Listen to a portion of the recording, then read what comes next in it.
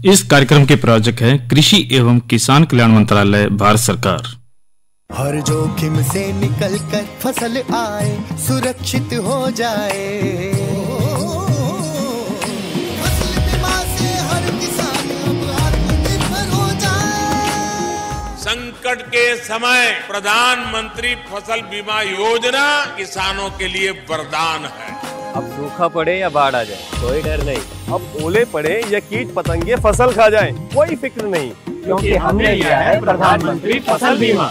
बुआई से फसल कटाई तक हर जोखिम का दावा, न्यूनतम प्रीमियम पर अधिकतम भुगतान का वादा। योजना से हर साल जुड़ रहे हैं 5 करोड़ से ज्यादा किसान। अब आपकी है बारी। नजदीकी कृषि कार्यालय, सहकारी समिति, बैंक शाखा, अधिकृत बीमा कंपनी या जन सेवा केंद्र में स्वेच्छा से करा सकते हैं पंजीकरण। फसल बीमा पोर्टल या फसल बीमा ऐप द्वारा भी कराया जा सकता है पंजीकरण। प्रधानमंत्री फसल बीमा योजना, आपकी फसलों का संपूर्ण सुरक्षा कवच। कृषि एवं किसान कल्याण मंत्रालय, भारत सरकार। कार्यक्रम किसान वाणी सुनने वाले सारे बहन भाइयों ने विनोद मोरवाल की राम राम। भाइयों, मौसम दिनादिन बदलता जा रहा है और गर्मी की जो बात करे थे साथियों, बहुत अब गर्मी बढ़ गई। और पिछले 2-3 दिनों की बात करें तो भाई जरूर रात जरूर मिली है, बारिश से कई जगह, और ठंडक थोड़ी वातावरण में जरूर है, लेकिन साथियों हमेशा के लिए तो नहीं है। और अब यदि देखा है तो भाई कति सीधी धूप लगती है और हमने इसमें जरूर ध्यान रखना चाहिए। और कार्यक्रम किसान वाणी में साथियों हम हर बार नए विषय लेकर आते हैं और कोशिश करते हैं कि भाई हमारी जो फसल है वो ज़्यादा से ज़्यादा हमारा लाभ देवे और देश को हम मजबूत बनाओ। और आज जो हम बातचीत जरूर करेंगे, चर्चा का विषय रहेगा फसल अवशेष जलाने के पर्यावरणीय दुष्परिणाम व प्रबंधन के बारे में बात करेंगे। साथ के साथ भाई राष्ट्रीय तेल मिशन योजना और कुछ महत्वपूर्ण जानकारियां। और भाई कार्यक्रम की जो शुरुआत हमेशा आज के कृषि प्रश्न से हम जरूर करते हैं। और भाई अब की बार जो हमारा कृषि प्रश्न है आज का, एशिया का सबसे बड़ा पशु फार्म किस जिले में स्थित है? भाई उसमें हरियाणा का एक जिला है जो एशिया का सबसे बड़ा पशु फार्म है और उस जिले का आपने जरूर नाम बताना है। और इसका जो नाम साथियों केवल SMS के माध्यम से जो आप जवाब दोगे हमारे को 9466021336 यानी 9460612336 पर केवल SMS के माध्यम से आप हमारे को भाई इसका जवाब 6:50 से पहले जरूर दीजिए।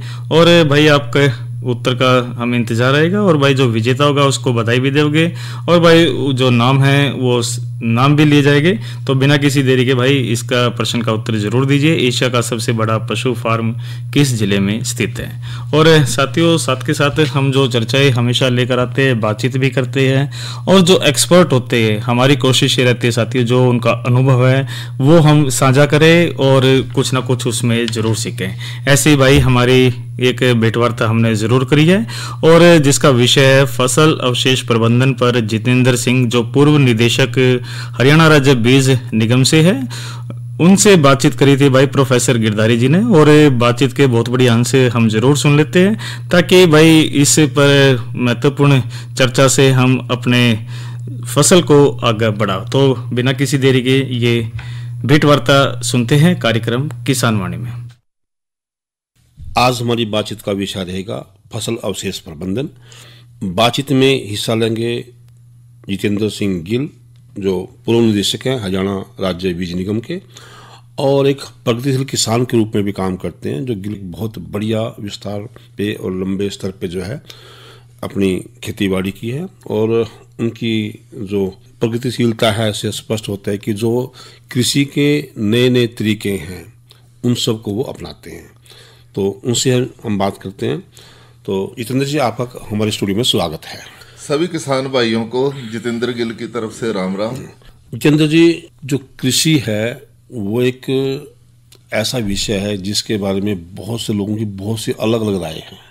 कुछ कहते हैं कि खेती को वैज्ञानिक तरीके से कर लिया जाए तो इससे बढ़िया कोई काम नहीं है, उद्योग नहीं है। कुछ कहते हैं कि जो खेती है नुकसान का घाटा है। अब एक ही विषय को लेकर के हम दो अलग राय रखते हैं। सबसे पहले आपसे यही पूछना चाहेंगे कि आप एक प्रगतिशील किसान हैं, आपकी राय में खेती किस तरह का काम है? आपने बहुत अच्छा प्रश्न किया है।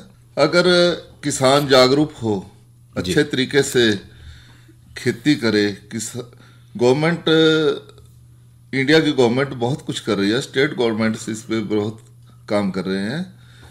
इसको अगर हम समझें तो किसान बहुत आगे बढ़ सकता है और बहुत लाभ खेती से कमा सकता है। तो जितेंद्र जी, आप दोहरी भूमिका में हैं। एक तो आप एक प्रगतिशील किसान भी हैं और ऊपर से आप जो हरियाणा राज्य बीज निगम के निदेशक भी रहे हैं। ऐसे में एक समस्या बार बार आपके सामने भी आई होगी कि फसल अवशेष के बारे में, कि आप देखते हैं कि चाहे वो धान का मौसम हो, चाहे वो गेहूं का मौसम हो, जो है बार बार सरकार इस बात पर जोर दे रही है कि फसल अवशेष प्रबंधन। तो यही जानना चाहेंगे कि दो शब्द हैं ये, फसल अवशेष और प्रबंधन। आपकी दृष्टि में फसल अवशेष क्या है? डॉक्टर साहब, मैं बताना चाहूँगा कि फसल काटने के बाद जो जड़ें वगैरह होती हैं उसे तो हम फसल अवशेष कहते हैं। ठीक है। प्रबंधन जो है उन जड़ों का जो प्रबंध कैसे किया जाए, उसमें गवर्नमेंट, हमारी स्टेट गवर्नमेंट क्या करती है, हमें क्या कुछ लाभ दे रही है, हमें कैसा करना चाहिए, ये प्रबंधन है। बार बार ये प्रश्न फिर उठता है कि फसल अवशेष प्रबंधन, क्या इस फसल अवशेष के दुरुपयोग के कुछ नुकसान हैं? इसके तो बहुत बड़े नुकसान हैं जी। वातावरण, सबसे बड़ी बात तो ये है, अभी वातावरण अपना दूषित होता है। अच्छा। और इससे सेकंड मैं कहूँगा भी इससे दुर्घटनाएं होती है। दुर्घटनाएं जैसे सड़कों के किनारे पर किसानों की खेत हैं, उसमें अगर आग लगाई जाए तो मैंने देखा है बहुत जगह ऐसे भी बहुत बड़ी बड़ी दुर्घटनाएं, यहाँ तक कि मृत्यु भी हो जाती है ड्राइवर वगैरह की, क्योंकि उसमें धुआं वगैरह सब अंदर चला जाता है। जैसे हम देखते हैं कि माने सड़क के किनारे आग लगी हुई है, कोई मोटरसाइकिल वाला साथी आ गया, धुआं एकदम से फैल गया, दिखता नहीं, आंखों में धुआं चला गया, दुर्घटना घट गई, बिल्कुल अंधा हो जाता है इंसान। तो उसकी वहाँ वो पता नहीं कहाँ गिरेगा, भिड़ेगा, उसकी मृत्यु तो हो जाएगी। एक तो ये नुकसान हो गया। दूसरा वातावरण के बारे में, और जमीन का भी हेल्थ भी खराब होती है जी। जो मित्र कीट होते हैं जी किसान के, वो उसमें जल जाते हैं, जो हमें फसलों में लाभ नहीं पहुंचा सकते। हमारा जो फसलों का ग्राफ है यील्ड का, वो गिर जाता है। इसलिए हमें ये चीजें बिल्कुल भी नहीं करनी चाहिए। आप तो लंबे समय से खेती कर रहे हैं, तो आपको लगा कभी कि जब हम इन चीज़ों में आग लगाते हैं, जैसे हम आम गांव की भाषा में फानने बोलते हैं अवशेष को, बिल्कुल, तो फानों में आग लगाते हैं, क्या आप लगा आपको कि उसके पश्चात, आग के पश्चात जब हमने फसल ली है, कि फसल में के उत्पादन में कमी आई है? बिल्कुल आती है जी। जो खेत की उर्वरक शक्ति है वो भी नष्ट हो जाती है आग लगने के कारण, क्योंकि ऊपर की सतह है वो जल जाती है जी। ये चीज़ों का ध्यान किसान को अवश्य रखना चाहिए। तो एक किसान के रूप में और जो आप निदेशक रहे हैं उसके रूप में, क्या कभी आपने ये प्रयास किया है कि जो लोग ये फानों को ना जलाएं और एक अच्छा वातावरण रहने दें? मैंने जहाँ तक कोशिश अपने गांव में या जो भी मेरे को स्टेट के अंदर कहीं भी मैं जाता था, मैं ये बात अपनी हर जगह खड़ा होकर बोलता था, भाई फानों को ना जलाया जाए। इससे हमारे देश की तरक्की में भी बाधा होती है और किसान की जो पैदावार है उसमें भी कमी होती है, और हमारी जो दुर्घटनाएं हैं वो भी बहुत ज़्यादा होती हैं। तो इसलिए हमने काफ़ी इस चीज़ के ऊपर ध्यान दिया है। कभी किसान क्लबों से इस बारे में बात हुई है कि बहुत से किसान क्लब हैं जो काम करते हैं? मैं किसान क्लब कुरुक्षेत्र से भी जुड़ा हुआ हूँ जी। मैं वहाँ भी जाता रहता हूँ, वहाँ भी बातें होती हैं। हर जगह मैं अपना कर्तव्य समझता हूँ, क्योंकि इस देश का नागरिक होने के नाते और किसान होने के नाते जो चीज़ जिस किसान को नहीं पता वो बताई जाए। अच्छा, एक बात सामने आई होगी, जब आप किसानों से मिलते होंगे, चाहे वो एज ए निदेशक मिलते होंगे, एक निदेशक के रूप में, या आप किसान क्लब के सदस्य के रूप में, या एक प्रगतिशील किसान के रूप में, जब आपने उनसे बात की होगी कि भैया हमें फाने नहीं जाने हैं, तो उन्होंने आपका विरोध भी किया होगा कि नहीं जी, ट्रैक्टर भी चल रहे हैं, हवाई जहाज चल रहे हैं और प्रदूषण फैलाते हैं, हमसे क्यों प्रदूषण फैलता है, हमें क्यों रोका जाए? क्या इस तरह के सवाल भी आपके सामने आए होंगे? मैं इसमें उनको यही बात बोलता हूँ, भाइयों किसी ना किसी को तो इस मुहिम का हिस्सा बनना होगा। इससे हम ही शुरुआत करें इस चीज़ को अपने से ही शुरू करें इस चीज़ को। हम रोकेंगे तो सब रुकेंगे जी। तो आप सोच लीजिए अभी इसमें नुकसान है या फायदा है जी।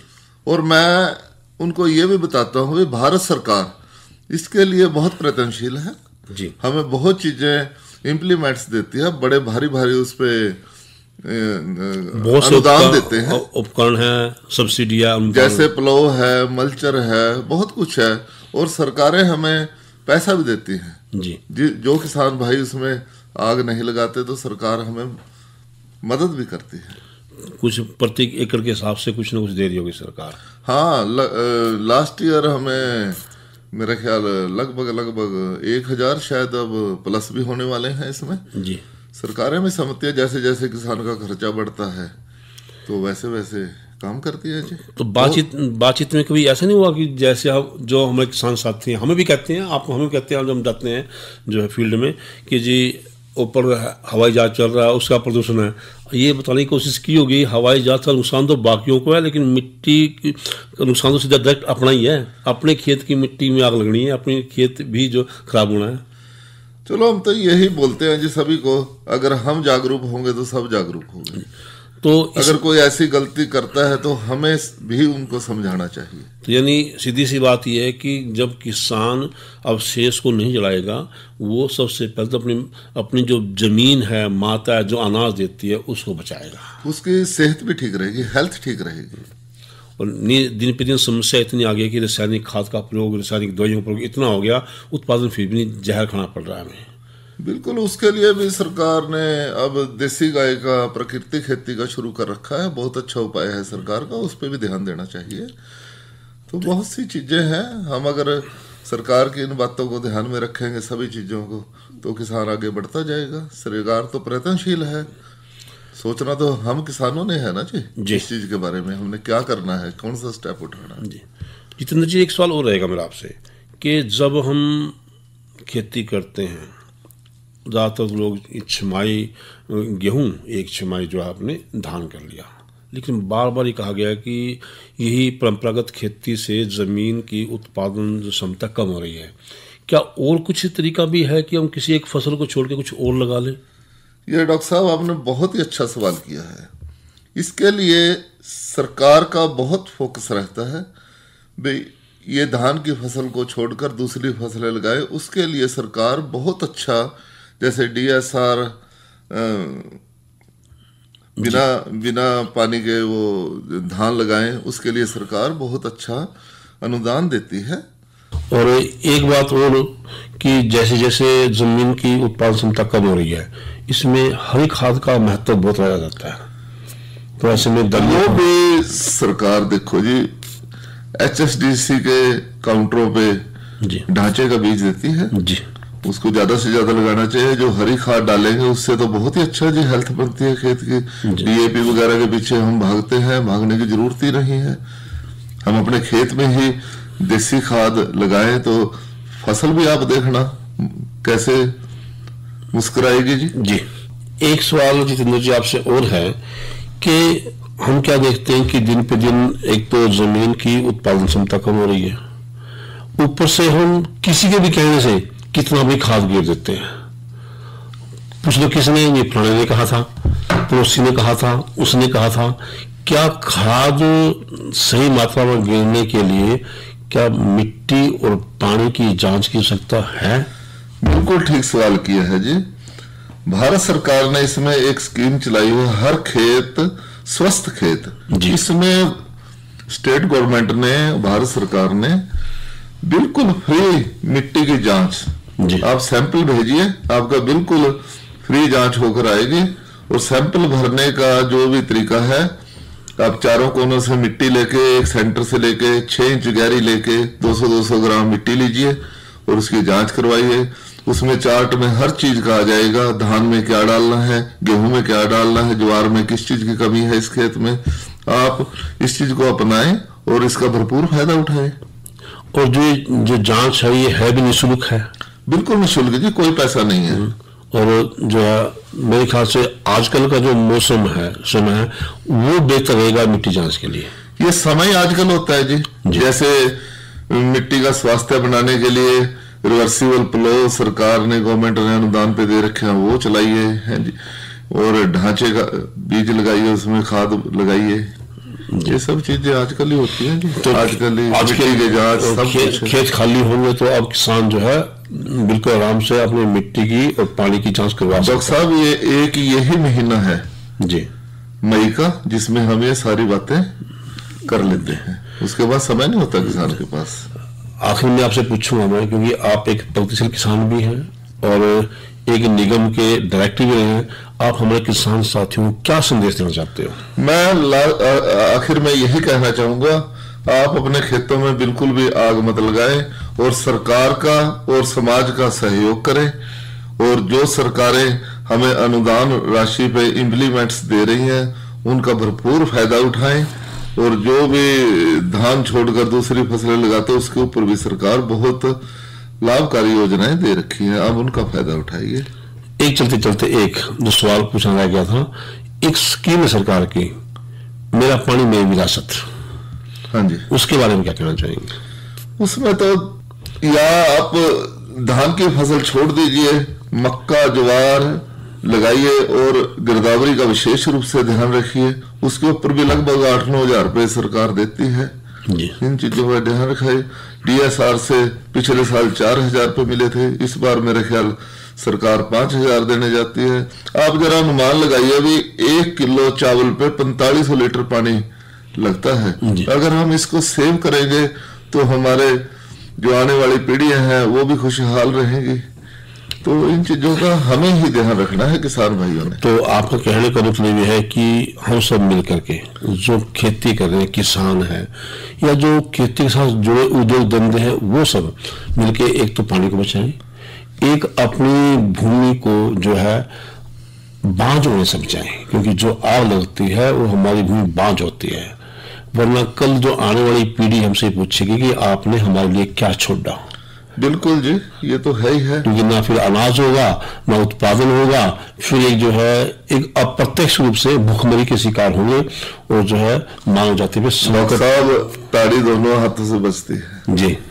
जी, हम सरकार का सहयोग करेंगे जी तो तभी हमारी जो आने वाली नस्लें हैं सुधरेंगी जी। तो जितेंद्र जी, आप हमारे स्टूडियो में आए और आपने हमारे किसान साथियों को बड़ी अच्छी जानकारी दी, इसके लिए आपका बहुत बहुत धन्यवाद। राम राम जी, नमस्कार।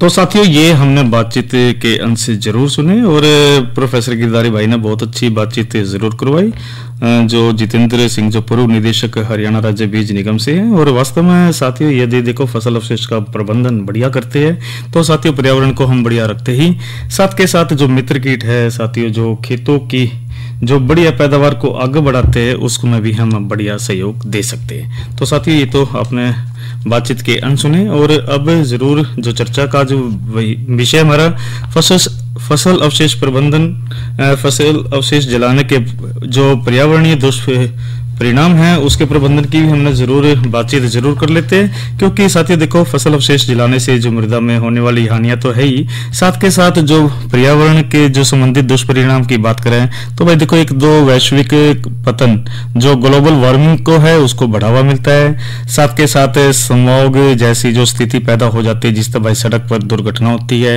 इसके साथ भाई फसल अवशेष के साथ साथ जो खेत के किनारों के जो पेड़ों को भी भाई स्मॉग लग जाती है, नुकसान भी हो जाता है। भाई जो नजदीक खेतों के जो नजदीक भाई जो बस्ती होती है, मकान होते हैं, उनमें भी आग लग जाती है। कई बार तो भाई पशु भी इसमें हानि के झुलस सके हैं। और इसी तरह जो ओजोन परत का भी इसमें ह्रास हो रहा है और अत्यधिक मात्रा में कार्बन डाइऑक्साइड के जो उत्सर्जन से भी नुकसान जरूर हो रहा है। और भाई ग्रीन हाउस गैसों का जो अधिक मात्रा में उत्सर्जन से वैश्विक पतन भाई जरूर इसमें बढ़ावा मिल रहा है। तो साथियों, हमने जरूर अवशेष प्रबंधन पर जरूर ध्यान देना चाहिए। और इसके साथ भाई जो चर्चा तो हमने जरूर आपसे साझा की और भेंटवार्ता भी जरूर करी। और अब जो अन्य जो हमारी जो चर्चा भाई राष्ट्रीय खाद्य तेल मिशन योजना की बात करेंगे, लेकिन साथियों कार्यक्रम की जानकारी तो जरूर आपके बीच में जरूर रहती है।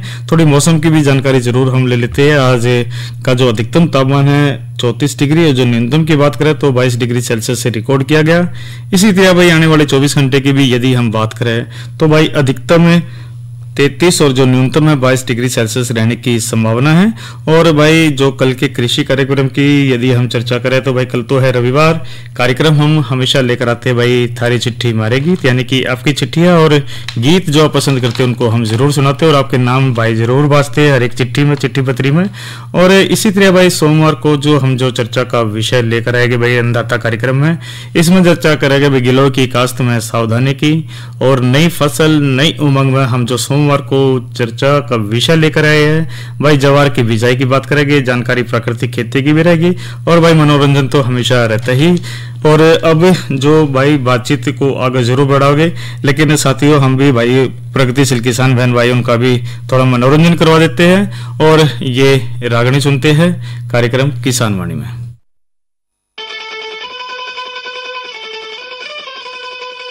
राजा जी मन छुट्टी दे दे,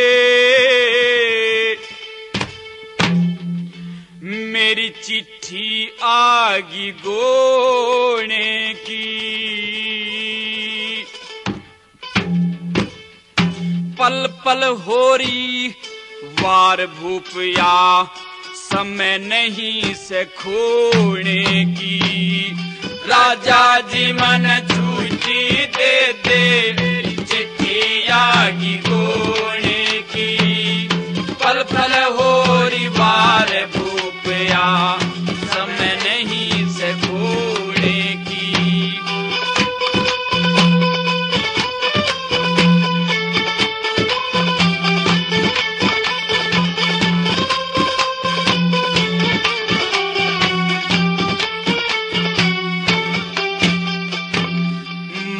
पिता ने चिंता बारी अपनी बेटी दी की, सोमवती मेरी बाट जो होवती, जन मोर पपैया मी की।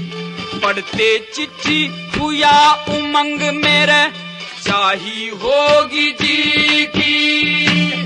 तेरी दया ते राजा जी मारे, जोत बढ़ेगी की।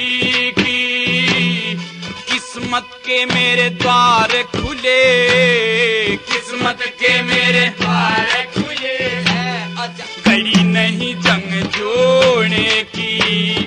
पल पल होरी वार भूपया, समय नहीं से खोने की।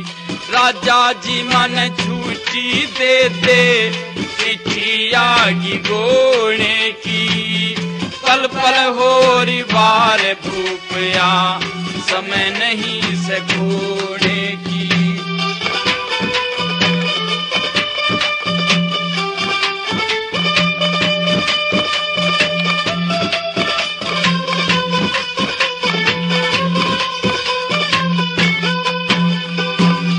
इकले काके जीना जग में, कोई मत इकला रहियो। मेल किसी ना चीज जगत में, धर्म के ऊपर मरियो।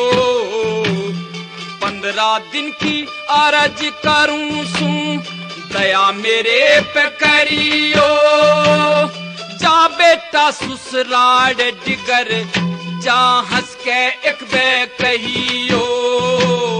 के बेराया पान छूट जा, के बेराया पान छूट जा, रोटी टुकड़ा पोने की। पल पल होरी वार भूपया, समय नहीं से खोने की। ओ राजा जी मन छुट्टी दे दे, चिट्ठी आगी गो। तो साथियों ये तो आपने रागनी सुनी और कार्यक्रम की शुरुआत में हमने साथियों एक प्रश्न करा था। आज का कृषि प्रश्न, एशिया का सबसे बड़ा पशु फार्म किस जिले में स्थित है? साथियों हरियाणा में हिसार जिला है वो भाई एशिया का सबसे बड़ा पशु फार्म है। तो भाई इसके ये सही उत्तर है हिसार। और इसका जो सही उत्तर भाई सबसे पहले हमारे को जो प्राप्त हुआ है वो भाई ये है गांव सातड़ी से मदन कंबोज, प्रियांशु कंबोज, समृद्ध कंबोज। और इसी तरह साथियों इसमें एक और उत्तर जो जरूर सही है भाई, ये गांव उगाड़ा जिला अम्बाला से है, जिनके नाम है राजेंद्र कुमार, मलकित कौर, आरती रानी, राघव, हरमन और परिवार के अन्य सभी सदस्यगण।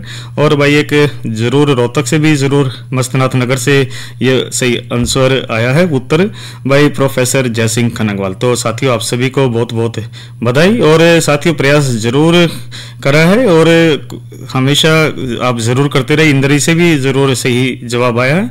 तो साथियों एक उम्मीद करते हैं कि आप हमेशा कार्यक्रम में हमें भाग लेते रहे। और अब बात जरूर कर लेते हैं साथियों, खेतों में फसलों की पैदावार को कैसे बढ़ाए, क्योंकि साथियों एक तो मिट्टी की गुणवत्ता में सुधार जरूर लाना चाहिए, जिसमें भूमि सुधार है, फसल अवशेषों का उपयोग है, जैविक खाद के उपयोग की बात करें और उचित सिंचाई की बात करें तो भाई सिंचाई प्रणाली भी बढ़िया होनी चाहिए, मौसम का जो पूर्वानुमान है उसकी भी जानकारी जरूर होनी चाहिए। और फसल चक्रण की बात करें तो फसल चक्रण है तो उसकी भी जरूर हमने ध्यान करना चाहिए। उन्नत तकनीक का भी हमने विशेष तौर पर ध्यान रखना चाहिए, जिस तरह में भाई इसमें खेतों में फसलों की पैदावार को बढ़ा सके। और इसी तरह भाई जो चर्चा है नींबू वर्गीय बागों की देखभाल की बात करें तो साथियों देखो, जो नींबू वर्गीय फल विटामिन सी के अच्छे स्रोत होने के साथ साथ भाई जो स्वास्थ्य के लिए बहुत ही ज्यादा लाभदायक है। और इस वर्ग के जो मुख्य फसल भाई माल्टा की बात कर ले, संतरा है, ग्रेप फ्रूट है, नींबू की खेती हरियाणा राज्य में होती है। तो इस वर्ग के फसलों के बागों में भाई जो कीटों की बात करें तो एक तो भाई नींबू का सिल्ला,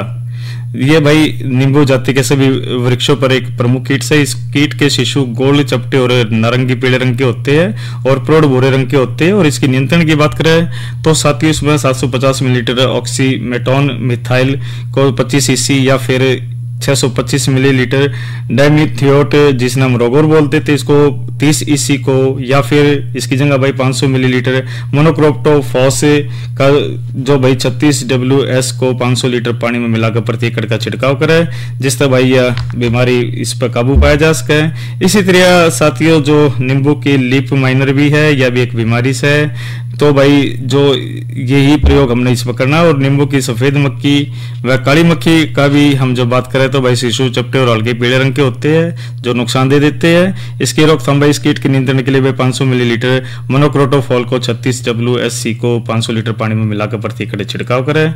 और भाई नींबू की जो तितली की बात करें तो भाई नींबू जाति के पौधों को विशिष्ट चींटियों की बीट के समान हम देखते हैं। तो भाई इसकी रोकथाम कीट के नियंत्रण के लिए भाई सफेद व काली मक्खी के लिए प्रयोग किए गए कीटनाशकों का इसमें प्रयोग करें और जड़ तक संभव तो सुंडी को हाथ से पकड़कर इसमें नष्ट करें। तो साथियों तो बातचीत करें हमने नींबू वर्गीय की।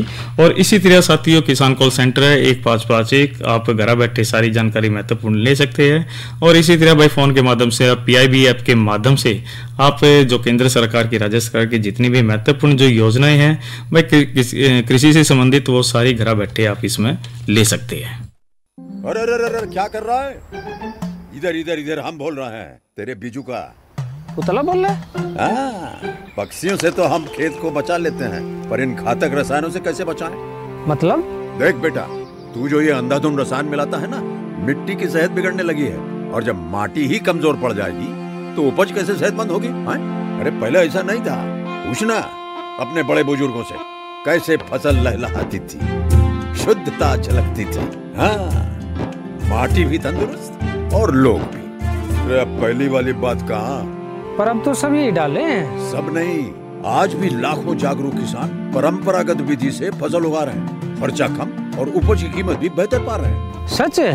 रे बेटे एक्सपीरियंस से बता रहे हैं, धूप में बाल सफेद नहीं किए हैं। हाँ। ठीक है भाई, मैं भी आज से जैविक खेती शुरू करूंगा। माटी से प्रेम की परंपरा है परंपरागत खेती। तो साथियों आज के कार्यक्रम में इतना ही। इस कार्यक्रम के प्रायोजक थे कृषि एवं किसान कल्याण मंत्रालय भारत सरकार। और अपने साथी विनोद मोरवाल को दीजिए इजाजत। अच्छा बहनों और भाइयों, राम राम।